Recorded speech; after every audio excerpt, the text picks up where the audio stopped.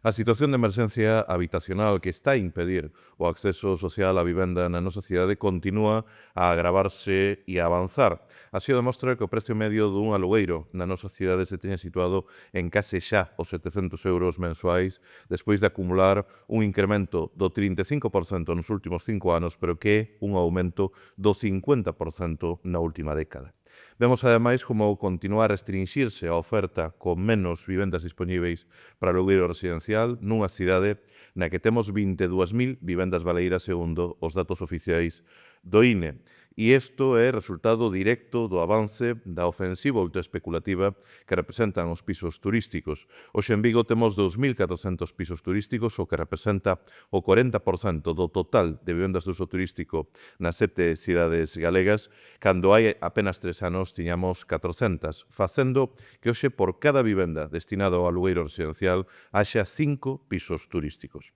E a este cadro xeral o que se está a engadir cada vez con máis crudeza e con máis dureza é a situación que padece a poboación máis vulnerável nunha cidade na que se producen de media un despexo cada 3 días e todos eles sen ningún tipo de alternativa habitacional por parte das diferentes administracións públicas. Sabeno ben as 25 viguesas e vigueses que están arestora pendentes de que se execute o seu desafiuzamento ou tamén as 21 persoas empobrecidas nunha clara situación de vulnerabilidade que fican baixo ameaza de perder o seu aloxamento polo feche da pensión Nosa Señora do Carme a partir do vindeiro 31 de decembro. E diante deste gravísimo problema da vivenda en Vigo, o que padecemos é a total inacción do conxunto das administracións públicas. En primeiro lugar, por parte dunha Xunta de Galiza que, a pesar de ser a competente en materia de vivenda, o certo é que nos últimos anos, dende o ano 2009, apenas puxo en marcha na nosa cidade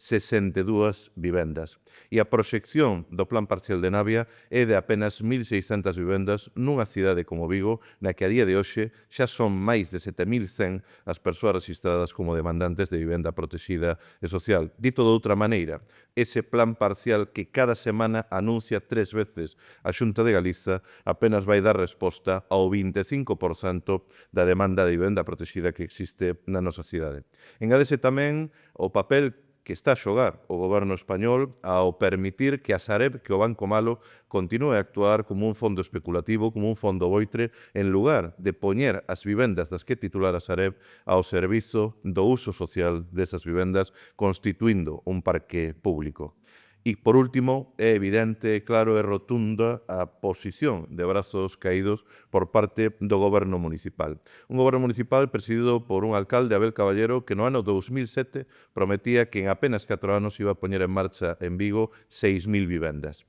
Despois de tantos anos, o certo é que non puxo ninguna soa en marcha. E o único cambio que vemos é que Abel Caballero pasou de negarse a facer nada, afirmando que a vivenda non era unha competencia municipal, a amagar querer facer algo, pero apenas con xestos e retórica, pero sin ningunha decisión, sin ningunha medida concreta. A falla de vontade por parte de Abel Caballero e do seu goberno para atender o principal problema social da nosa cidade, que hoxe é a vivenda, é patente e está acreditado no feito de que 19 meses despois de que o Pleno do Concello de Vigo aprobase a moción do BNG de medidas para frear o aumento dos alugueiros e facilitar o acceso social á vivenda, o goberno municipal non executou 19 meses despois ningún dos seus 9 acordos. Non se avanzou na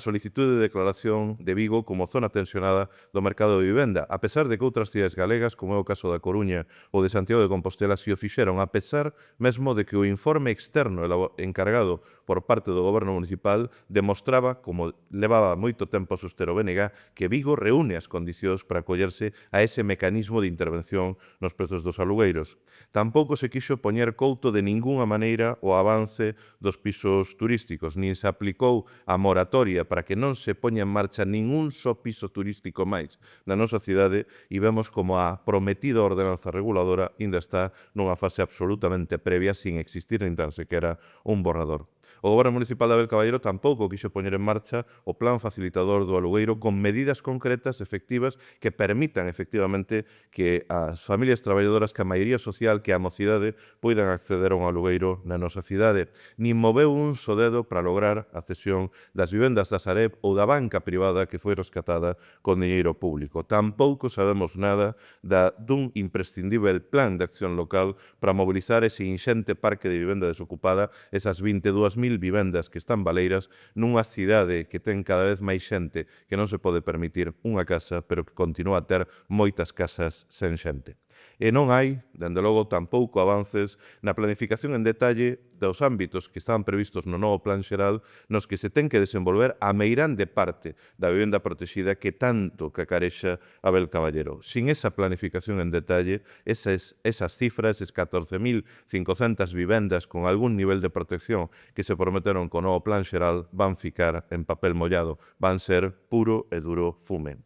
O único que se fixo até o momento por parte do goberno local foi anunciar a creación dunha empresa municipal de vivenda. E dicimos anunciar porque non existe nada, nin memoria, nin plan de viabilidade, nin estatutos, por non está nin constituída formalmente, nin registrada como tal. Cunha partida, ademais, orzamentaria absolutamente ridícula e insuficiente de 4,5 millóns de euros. Eses son os recursos que até o momento decidiu Caballero destinar a poñer en marcha unha empresa municipal de vivenda. 4,5 millóns de euros dun orzamento de máis de 400. E a outra novidade é tamén outro anuncio, a promesa no mes de xullo de que se iba a asinar un convenio coa Universidade de Vigo para poñer en marcha o Observatorio de Vivenda que tamén demandaba a moción aprobada polo pleno a moción do BNG. Un convenio do que non temos constancia de que se teña movido ningún só papel, do que non consta ningún expediente nin tan sequera na administración municipal. E é por iso que diante desta gravísima situación, pero sobre todo diante da falla de resposta e da frustración que está a xerar en amplas capas da nosa sociedade que ven como as administracións din querer facer pero non fan, o BNG vamos a promover no vindeiro pleno unha moción urxindo a aplicación de medidas diante da emerxencia habitacional en Vigo. En primeiro lugar, exixindo que se garantan alternativas habitacionais ás persoas vulneráveis en situación de vulnerabilidade social ou en risco de desafiuzamento. Ningún despexo máis, ningún desafiuzamento máis en Vigo sen alternativa habitacional. Mais volvendo a reclamar con absoluta firmeza que Xunta de Galiza e tamén o Goberno do Estado cooperen para frear o aumento das alugueiros, pero o que é máis importante é reclamando, exixíndolle ao Goberno galego de Alfonso Rueda que exerza dunha vez as súas competencias en materia de vivenda na maior cidade do noso país. Unha moción do BNG que volve a exixir, a reclamar, a demandar ao goberno municipal que pase das palabras aos feitos. Porque os centos de familias traballadoras que están vendo como non se poden permitir o luxo de viver na súa cidade. Os millares de mozas e de mozos de Vigo que non teñen a oportunidade de poder emprender un proxecto de vida autónomo, de emanciparse, porque non teñen dereito a poder vivir na súa propia cidade, o que necesitan dunha vez por todas son medidas, son feitos e non máis discursos.